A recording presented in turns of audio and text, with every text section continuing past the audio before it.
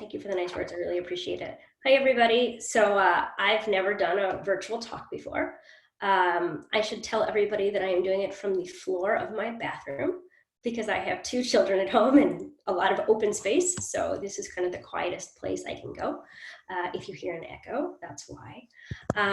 I should also tell you that I'm not on the floor of my bathroom because I'm not optimistic. So just FYI. Generally when I do talks, I like to pace around the room. Even if I'm on the phone, I pace. It's how I get my steps in for the day. So to be literally sitting on the floor is a new challenge for me in and of itself.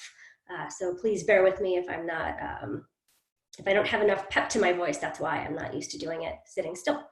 And also, because this is a new format, I just want everyone to know we're learning as we go. Please feel free to ask questions. Please feel free to interrupt. I'm going to try to make this as interactive as possible because nobody wants to just watch a video of somebody talking from the floor of her bathroom for an hour. So I'm going to try really hard to make this a little bit more interactive. And I think the way that we make it even more interactive is by asking questions in the chat or jumping in or whatever it happens to be. As I like to say when I pitch my company, that if I can't handle questions on the fly, I probably shouldn't be doing what I'm doing. And so if I can't handle questions from the quote unquote audience members, I probably shouldn't be here at all anyway. So if something doesn't make sense, if you want to pause and talk about something, we can certainly do that. We're also going to do more of a Q&A format than we were originally planning. So Kate has some questions teed up, but like I said, please feel free to put them in the chat or jump in and wave your hands and we'll try to call on you as well. So, you know, kind of the interactive session, I have a few questions for all of you. And you can write your answers down. You can just think of them. There's no test. We're not going to ask anyone who doesn't want to share, although certainly if anybody wants to share, we'd love to hear your answers. So 5 questions. What do you like most about yourself? It can be a physical characteristic. It can be a personality trait, an accomplishment, anything at all. Second question, what are you most proud of? Third question, what's your favorite compliment you've ever been given? Fourth question, what keeps you going when things get hard? And the 5th question, besides loss of loved ones or anything financial, losing your home, can't pay bills, kind of all of the things that we're all thinking about right now, besides all of those things, what are you most scared of? Does anybody need me to repeat the 5 questions? Okay. So I'll start. I'm at the front of the virtual room. That's kind of why I'm here. Before I get into my answers, though, I wanted to introduce myself for those of you who don't know me. My name is Sam Rudolph. I'm the co-founder and CEO of Babyation. We are a parent tech company that is unapologetically for moms. Our first product is a breast pump that's quiet, discreet, and smart. If I were wearing it, which I'm not, I could be pumping milk right now and none of you on this call would know, which for those of you who do conference calls knows that it's kind of nice to be able to pump milk and not have to meet yourself and not have people wondering what's going on with her breasts. I just look like me. So anyway, so before I started this company, you know, I was a real person. I had a real job. I had a real life. It was kind of nice. I worked at ESPN. I worked in corporate America. And, you know, I had a lot of freedom, as a lot of us do when we're in our 20s with a good job and no kids. You know, and then I decided to take a leap and start this company. And I did this because it was an idea I couldn't get out of my head. Most people assumed that I had a baby and used a breast pump and it wasn't what I wanted. And then I started a company. And although that's a great story, that's not our story. I read an article in the New York Times before I was pregnant, before we were even thinking about kids, that talked about the state of breast pumps. And I saw my future flash before my eyes. And I didn't like what I saw. And I'm lucky enough to be married to a very gifted engineer. And I told him about this article and he basically opened up one eye and he said, breast pumps aren't that complicated, I can build one. And went back to sleep. And I don't think he ever thought I would actually make him build this pump, but here we are. And so that was, you know, that was 6 years ago and we started the company 5 years ago. And I've learned a lot about myself in these last 5 years. And I think probably the biggest surprise of all is that I've learned that I'm an optimist. And so I've kind of coined this phrase, I'm audaciously optimistic. And I think every single entrepreneur especially, but I think a lot of us, we have to be optimistic because, at least for myself, I wake up every single day and I'm excited for the day. And I'm absolutely convinced, rightly or wrongly, that the problems that plagued me the day before or plagued our company the day before, they won't be there or they'll be different or they'll be solvable. And while I truly believe it takes a special kind of crazy to be a founder, much less a female founder, much less a female founder in the age of COVID-19, you know, I certainly wouldn't be doing anything else. I'm exactly where I want to be, and I'm really grateful for that. And so kind of with that, you know, here are the answers to my questions.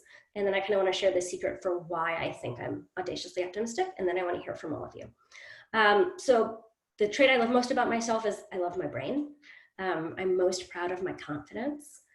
My favorite thing anyone ever told me was one of our investors said to me, well, you'll just ask anyone for anything, won't you? And I said, yeah, I will, because I'm not afraid of being told no, and because I'm not afraid of asking what I want. And because to me, the worst that happens is someone passes on an opportunity, not passes away. And, you know, I can kind of live with that outcome. The reason, you know, kind of my reason for getting up when I fall down, so to speak, is that at least business-wise, moms are counting on us. We're making a product that can impact the lives of millions of women. And so when I have a bad day, I read an email from them that talks about how our product can change our life. And that kind of is what gets me to reset and get back up and figure it out and keep pushing forward. What I'm most afraid of is I'm terrified of skiing. I'm also afraid of pool drains. That's neither here nor there, but I am, and I want to acknowledge it and put it out there. You know, and I think kind of the secret to why I think that I can be so audaciously optimistic is that I'm confident, I believe in myself. And, you know, to me, the worst that can happen is not that bad. I'm constantly surprised when something, you know, when kind of there's like a red line in my mind that I don't want to cross. And for whatever reason, we cross it and we get up, and the next day and the sun is still shining and the world is still spinning and my family's still my family. And I think that perspective really, really helps. And I'm also, I try to practice gratitude, you know, every day. For a while, when I would go to sleep, I would think of some of the best things that happened. I would think of the people that I was grateful for, and I would kind of fall asleep with those images in my mind. And that, I think, really is kind of what turned me from maybe an overly negative person to a much more optimistic person. So I want to hear from all of you. Kate, I don't know if you want to facilitate this or if I'm supposed to facilitate this. You tell me. So I just unmuted everybody, and I also just pasted all of the questions into the chat function as well, somewhat imperfectly. The first one got stuck up there at the top. But just knowing that I unmuted everybody and being conscious of that, is there anybody who did write some answers to their 5 that they'd like to share with everybody?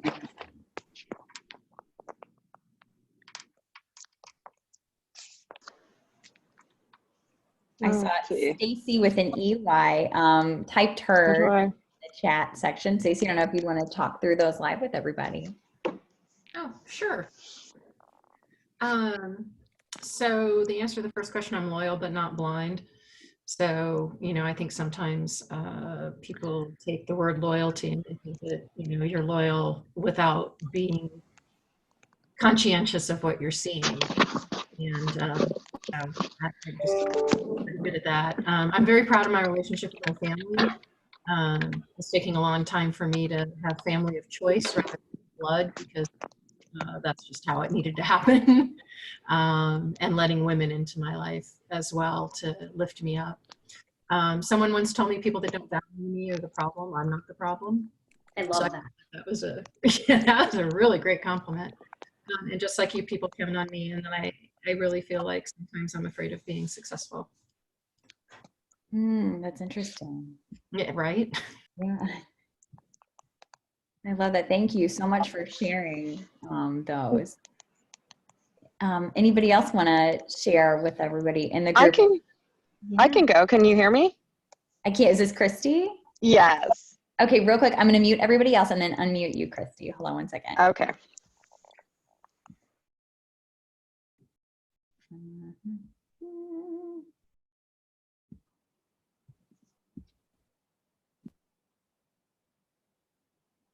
Okay, go for it, Christy. Okay, awesome. I would say I love that I am creative. I think that's necessary in life for flourishing and thinking outside the box. I'm fiercely loyal. I would describe myself as determined.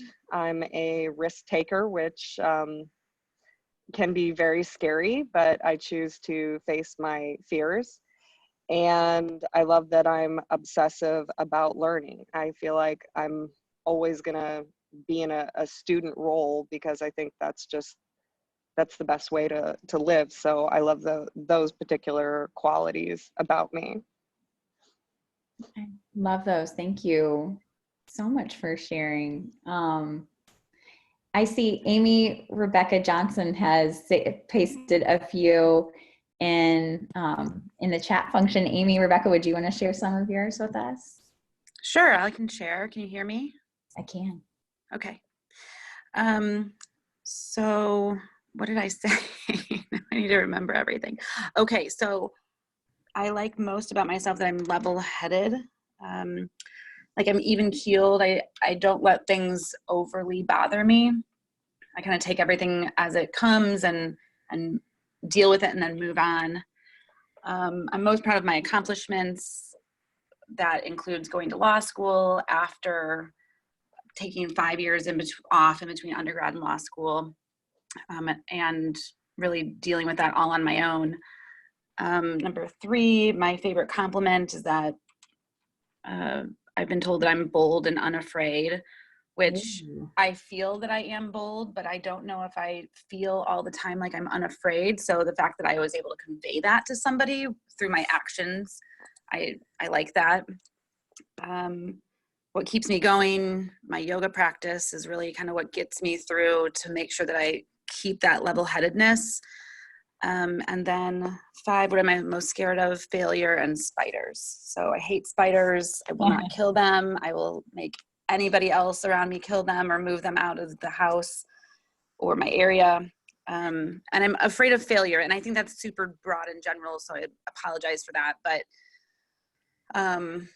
it scares me to think of not being able to support myself. It scares me to think of not being able to provide for my family and not really have a direction. So I think that is sort of what I mean by the failure.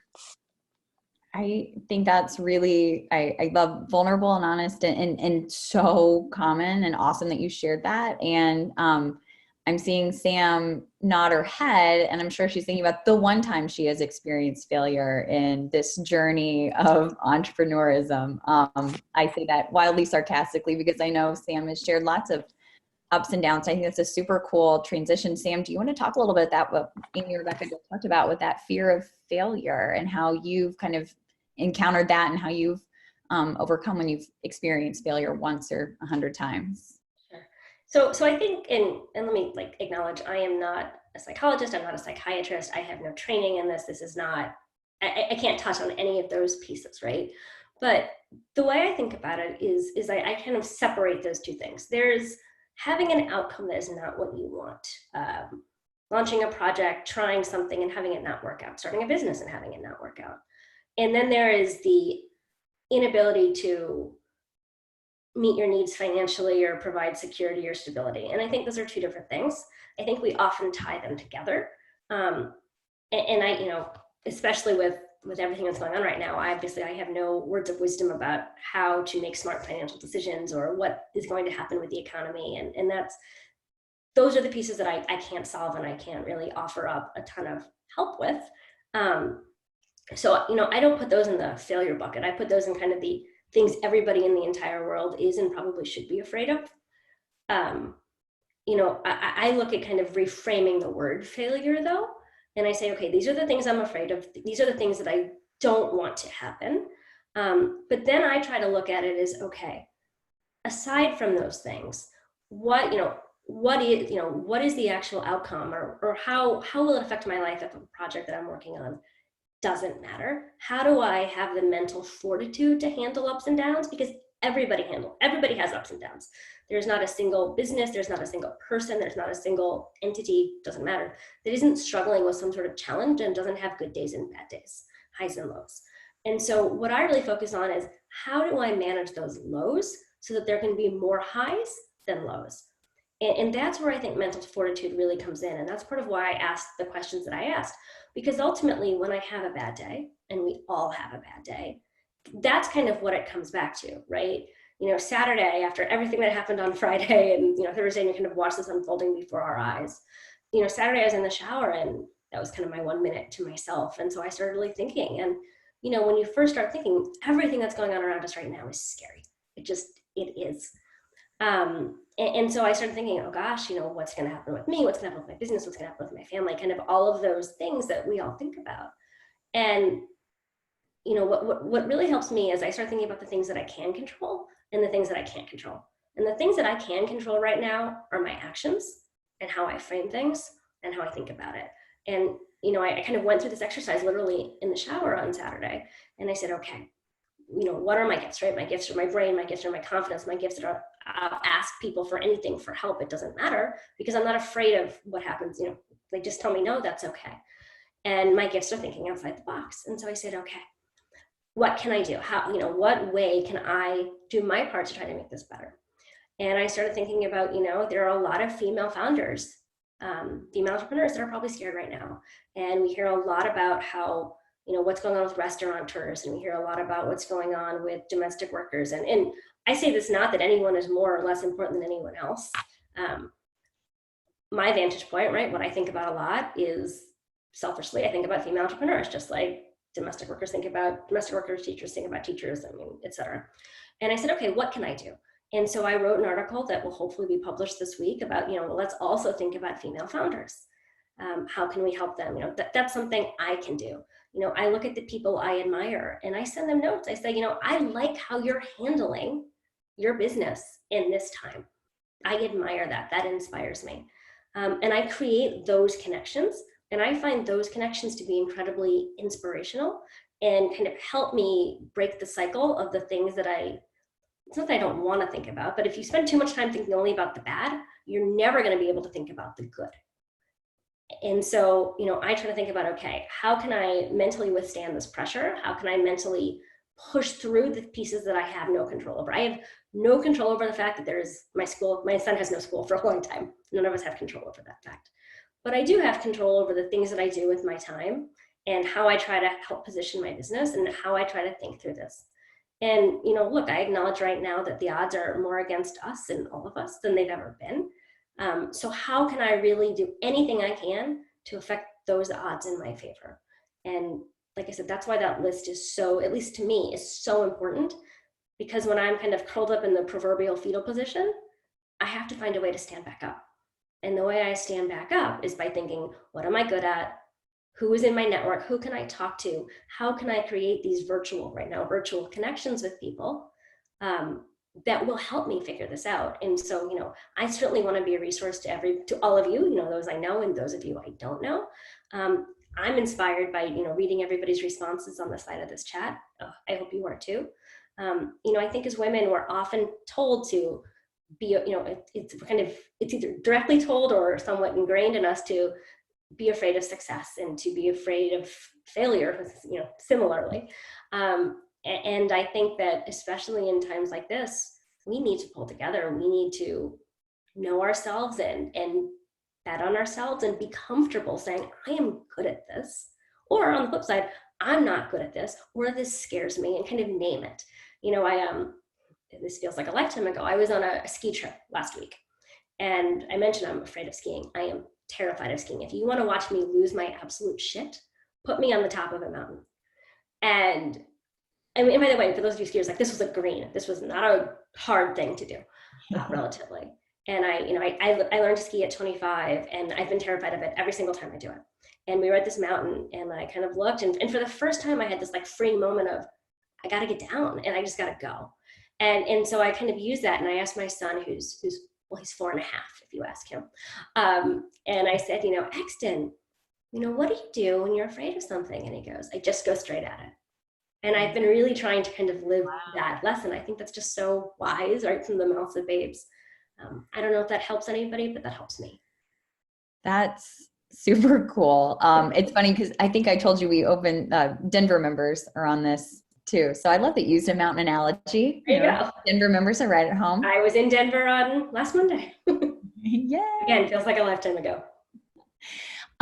You know, so that makes me think, it's funny you mentioned your son, because that really, it makes me think about one of the questions I wanted to ask you about, which was, you know, one of the things that you said that you were the most proud of was your confidence. And I'm just wondering, is that something that, like your 4.5-year-old son, were you just born with that level of confidence? Like, or was it sort of nurtured in you from your first family? Or like, do you think you were just sort of born that way? Or is it something you really worked to naturally foster in yourself throughout your career, throughout your life?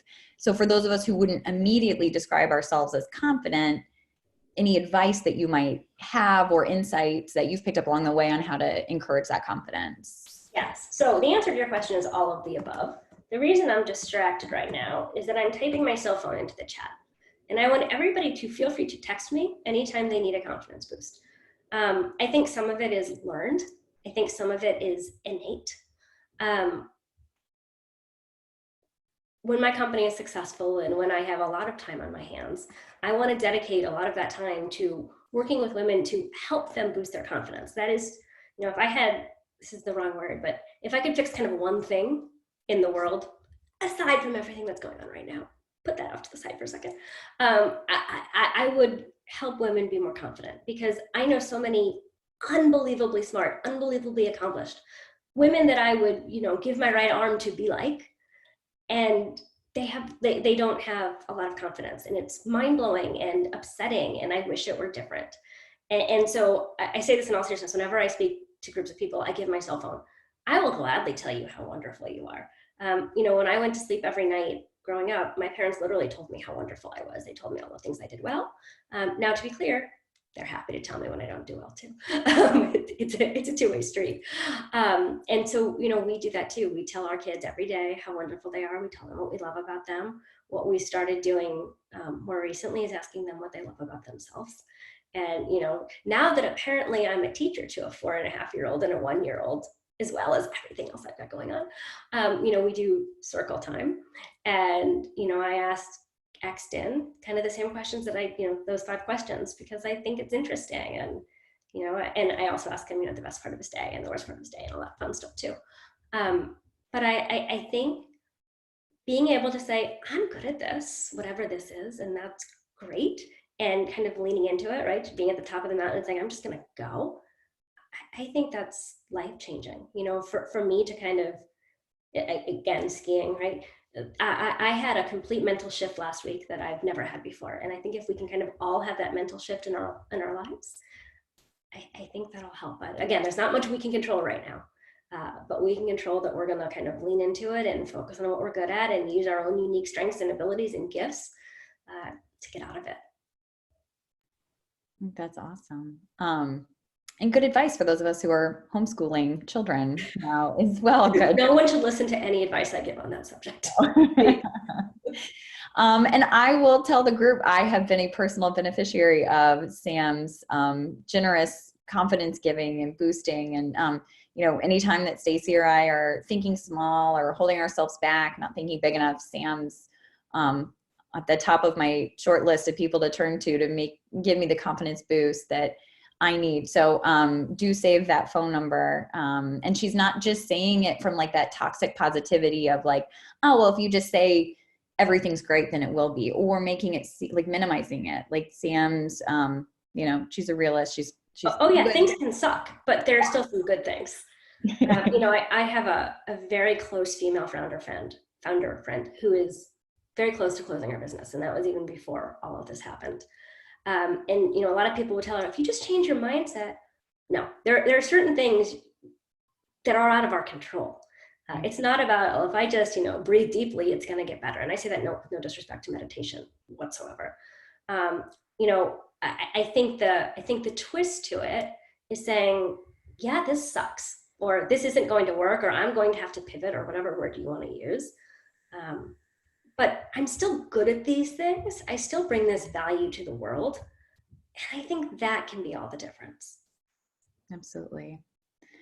Something I wanted to circle back on that you said a little while ago was that no is a gift.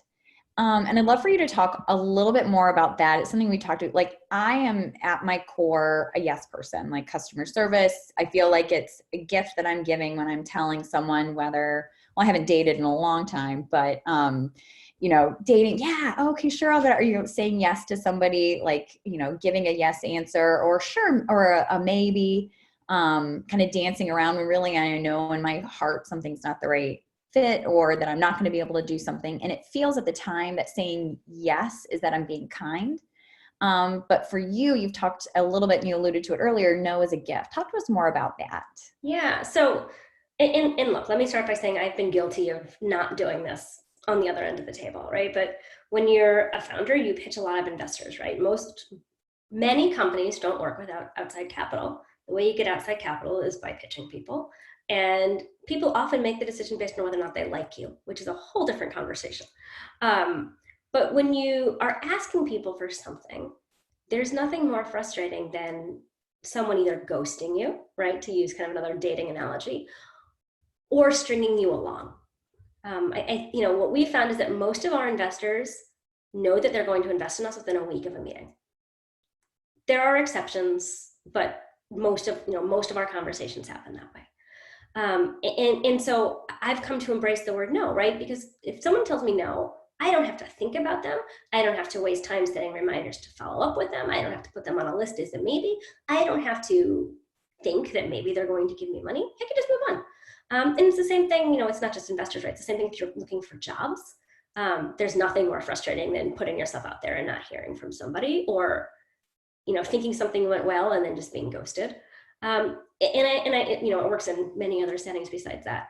But I've come to really love the word no. Look, I like the word yes more. I'm much happier when someone says, yes, I want to do something, than no, I don't. But if I had to rank my preferences, it would be yes, no, nothing. I think nothing is far less kind and far more frustrating than a no. And like I said, when I hired a lot of people at ESPN, and I kind of wish I had understood fully that by releasing somebody to move on to the next thing, and by, hope is a good thing for a lot of things, but hope is not a good thing if you're waiting for something. And by saying, look, this, just not a fit, I think that's often far kinder than we all want to acknowledge. I think we're afraid of hurting somebody's feelings. But, I can tell you on the flip side, it's far more hurtful to send emails and send emails and send emails and send emails and send emails and send emails and get nothing. And I think Christy wanted to list her 5 fears. All right, hold on one. Oh, and yes, I also agree that no is a full sentence. I think that's kind of right. The 1-2 punch of no is a gift. Yes, totally. Okay. And then also in the meantime, Sam and I have been chatting for a while. I'd love to open up the opportunity for you guys to ask some of the questions that I know you have. I'm thinking a smart way to do that is if you want to just say me, call on me in the comment section, then I can unmute you guys once we get to it, if that works for you guys. So just in the comment section, give a heads up. And in the meantime, Christy was going to talk about her fears that she wanted to share with everybody. I'll go ahead and unmute you, Christy. Okay, perfect.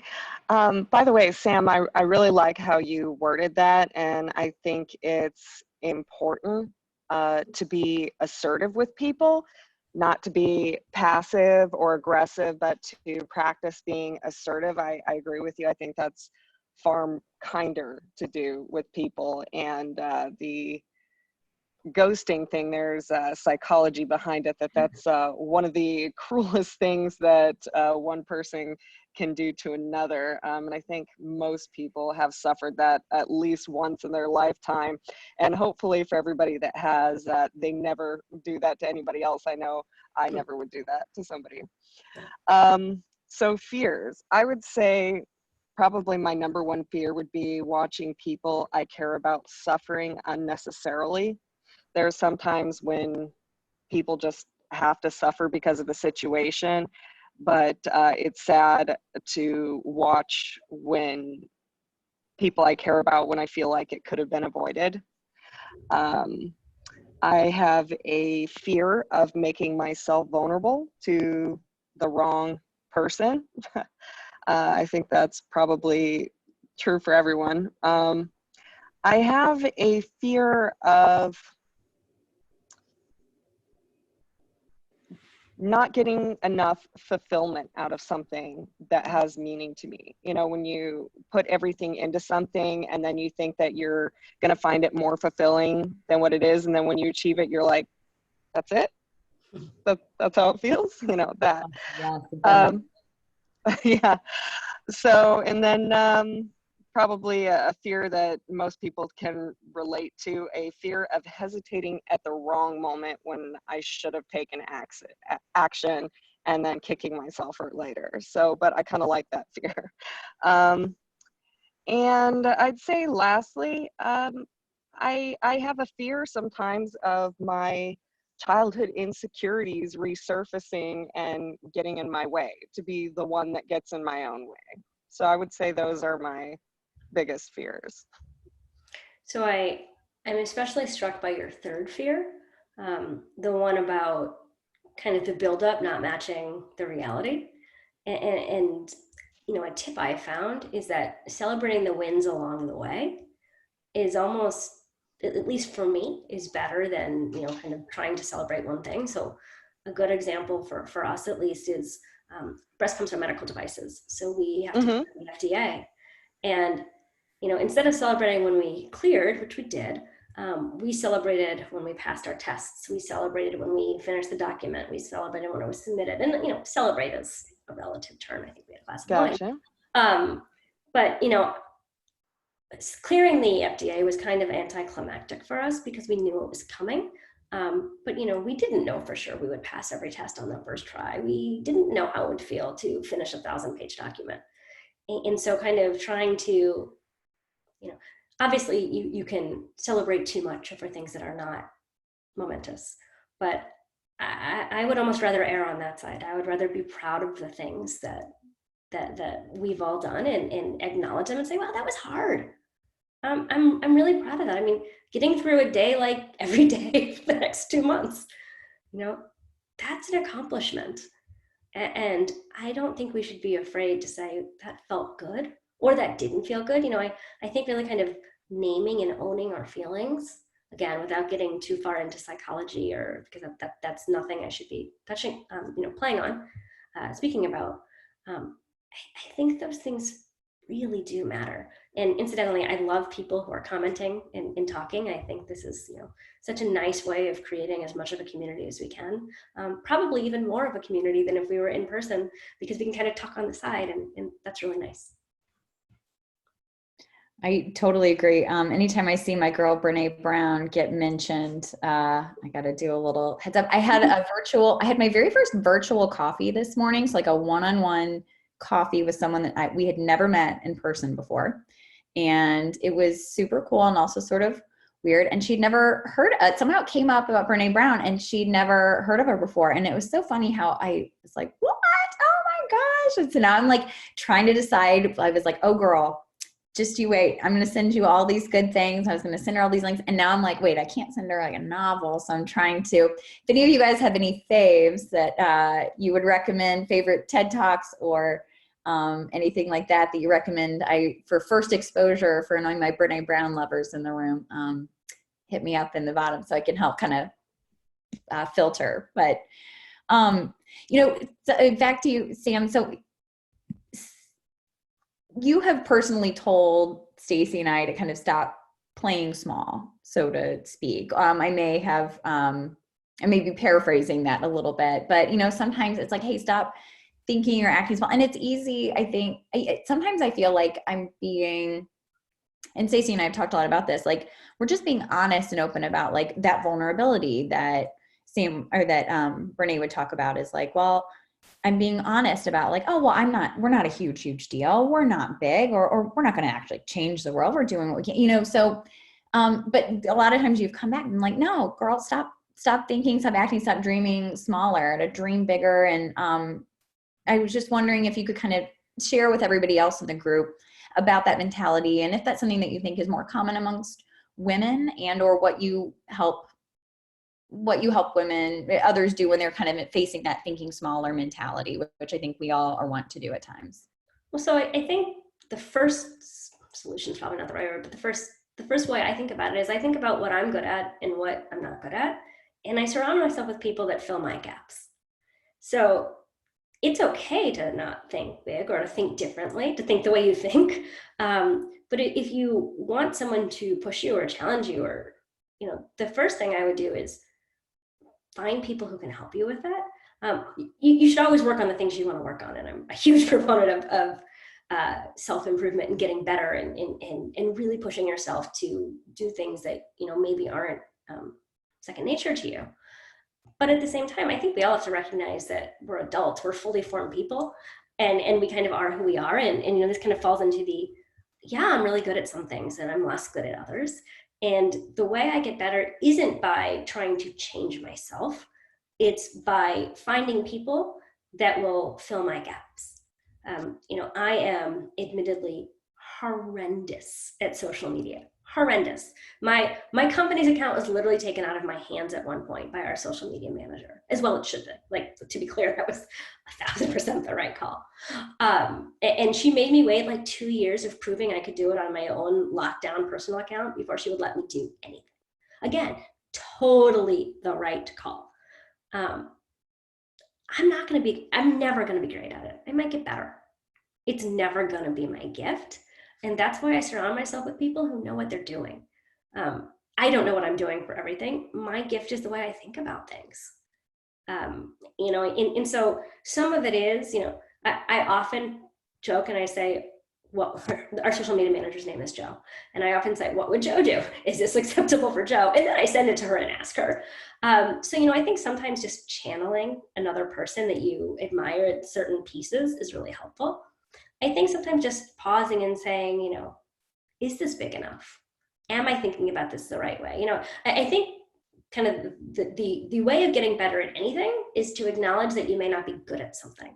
And so just kind of acknowledging it and saying, okay, this area, I'm doing something that is not where I feel the strongest or the safest or the most competent, right? Again, to use social media. I have, I think, 4 or 5 posts on my newly public Instagram account. Thank you very much. And every single one of them has been Joe approved. Every single one of them probably the next year will be Joe approved.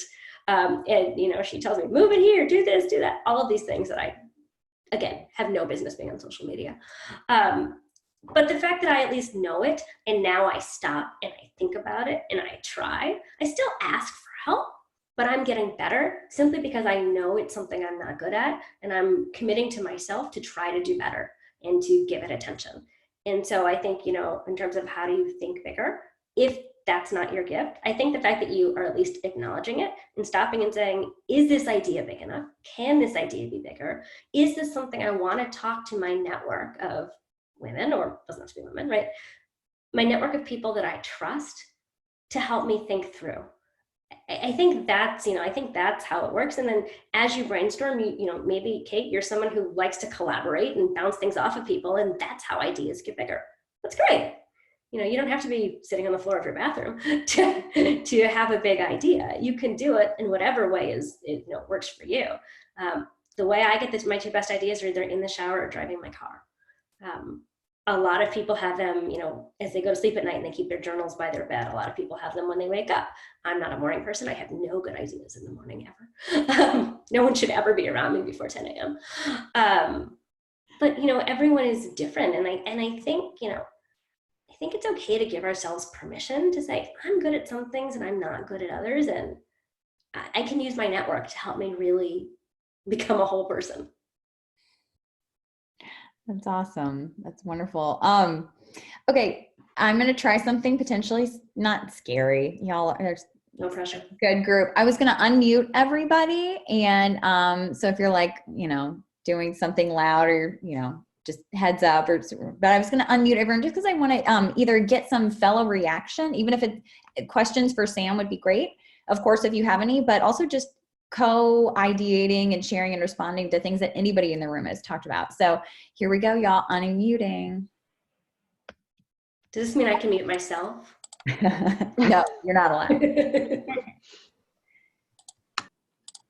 Anybody have any thoughts, reactions to anything that, any of the comments down in the chat area or, sharing of fears, maybe fellow fears that, Christy had shared, anything like that? This is Glenda, and I've been really quiet. I haven't really said anything until this point. This is what I love about you, Kate. is the way you collaborate with everyone. You're a wonderful facilitator. So It really is. kudos to you. Oh my gosh, thanks. I love so many things that have been said. I've made myself, you probably see me looking down. I've been making notes. I love the wisdom of Sam, and I so appreciate her time today. She has said things that truly resonate. I think the last points that she was making about, unfortunately, we as women, we try to, I don't know who wired us this way, but we try to be all things to all people. So we feel like that, we're letting people down when we're not our very best. And I think that, self-awareness, learning, there's all kinds of assessments you can take. If you don't, you can intuitively probably figure out without assessments, but there are assessments out there if you're wondering, what your behavioral style is, your communication style, your strengths. You can learn those things, but a lot of them can be gained just by life experiences. But very, very valuable. And I think that women especially, we have to let go of the fact that we're not that good at some things, and we never will be. Even if we can improve our areas of opportunity, but we're probably going to wind up average or mediocre, and that's not satisfying to us either. So I would, subscribe to this idea of find out what your strengths are, and oftentimes what's, really telling is what do you love to do, what doesn't feel like work, and go after those. And what a wonderful thing it is with, our community at Rise. There's probably things that you really need to grow your business or, be more successful in your career. There's probably resources in the membership of Rise that you can tap into and hire those people or collaborate with them to get, the things that you need, and just go for what you're best at. Love that. Thank you, Glenda. You're welcome. Such great insights and ideas. Anybody else have thoughts, things they want to respond to that we've talked about today? I do want to hear from Sam on this, but also too, anybody else who wants to share on this. It sort of feels like the sky is falling right now. And I think as you've acknowledged, Sam, I think naming that feeling and like leaning into it and being like, yeah, I'm feeling that feeling and that fear is totally, it's part of the process. But then also starting to think a little bit, like what, after I've acknowledged that insecurity or that fear, that unknown, now I've named it, and then what do I do? So what are some things that maybe you are doing or that you would, share or encourage other people to do right now to stay optimistic about the future and what's ahead? Sam or anybody call. I'll yield if anyone else wants to jump in. This is Mickey. Can you hear me? Yes, although a little quietly. I don't know if it's supposed to be a little louder, but yes, can hear you. Yes. Okay. So I think one of the things I was really thinking about this morning, I do my best thinking not in the shower, but in bed, laying in bed in the first 5 minutes, was we have this unique ability right now to be a community without being a community in person. And I think one of the things that we can do, and it really came to me this morning, is we have an opportunity through social media, through emails, through whatever we need to do to lift people up right now. And I think that if you could go on, maybe onto LinkedIn or onto Facebook, and just really put in a great recommendation about a female entrepreneur, about somebody that you really respect what they're doing. I know, Sam, you talked about that, but I think it's really important for us to lift each other up at this time. Mm-hmm. And buy a gift card to your local small business that somebody runs. Do whatever you need to do to lift people up right now, because I think they really need it. I think people are having to cancel plans, and then in some cases, major plans, weddings, funerals, we all have a duty, I think, to lift each other up a little bit right now. So I guess that's my thought on how to deal with this, because if we lift somebody else up, it's going to make us feel good too.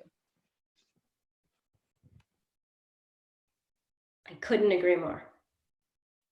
Oh, yes. Oh, I noticed I was on mute. Yes. Thank you so much for sharing that, Mickey. I'm still learning, guys. I'm working on this.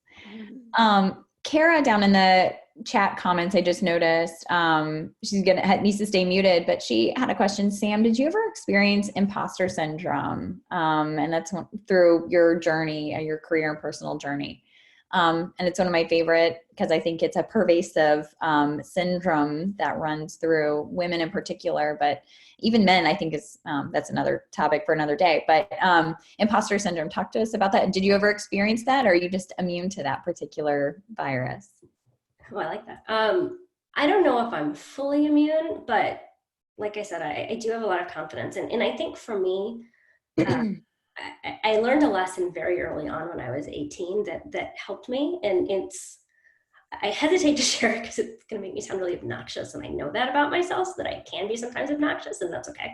Again, I am who I am. So when I was 18, I went to college at an Ivy League school.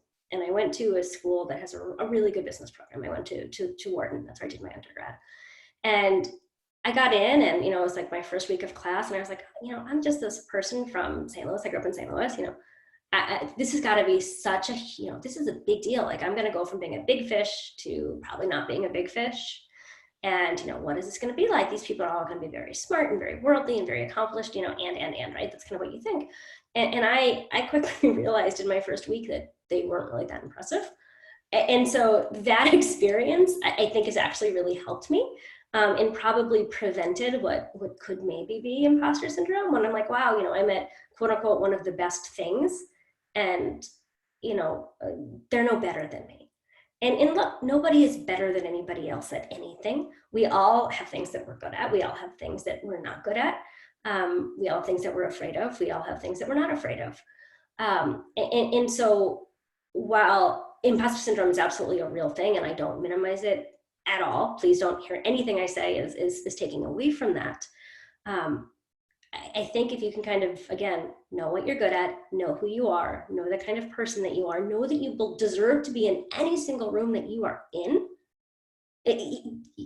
that again, it's not something I've experienced in a meaningful way, but I would assume that that's how you push past it. Because look, anyone who's in a room is in a room for a reason. I was in that room that first week of college because I had whatever test scores and whatever extracurriculars and whatever essays and whatever those things that I did to get in were. I deserved to be in that room.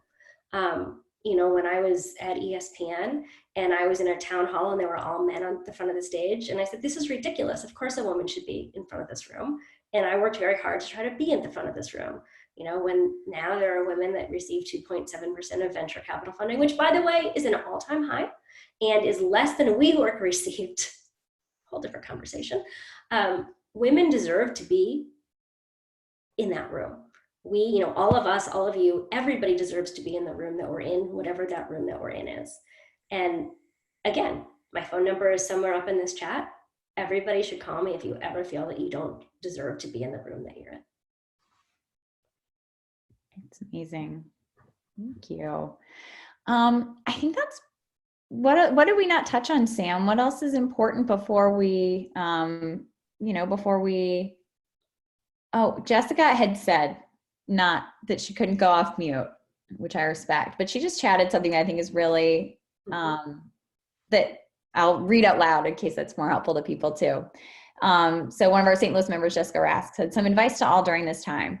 I opened my first brick and mortar in 2008 amidst the last financial crisis and have experienced a complete shutdown of my second brick and mortar literally overnight, just like what's happening here, with no clear vision of the future. It's so important right now to take some time to reflect on the core values of your company to figure out how to keep going. If you just stay creative, on how to deliver and or serve your clientele, you'll get through this. I cannot stress this enough. Don't be afraid to ask for help.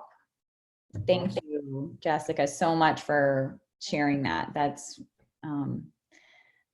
your journey. As you said, you've had ups and downs, and you are up, girl.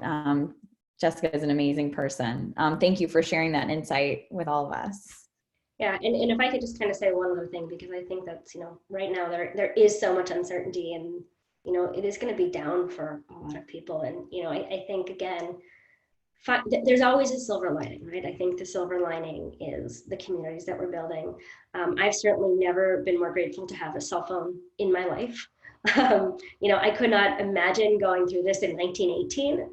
It is literally just unimaginable to me. I am so grateful for FaceTime. I'm so grateful for text and messages. I'm so grateful for the community that I'm strengthening among my friends and that I hope to be building with all of you. You know, Mr. Rogers would say, you know, then the Christ would look to the helpers, and we can kind of all be helpers to each other. And that kind of is a gift and a privilege, and it is extraordinary in its own way.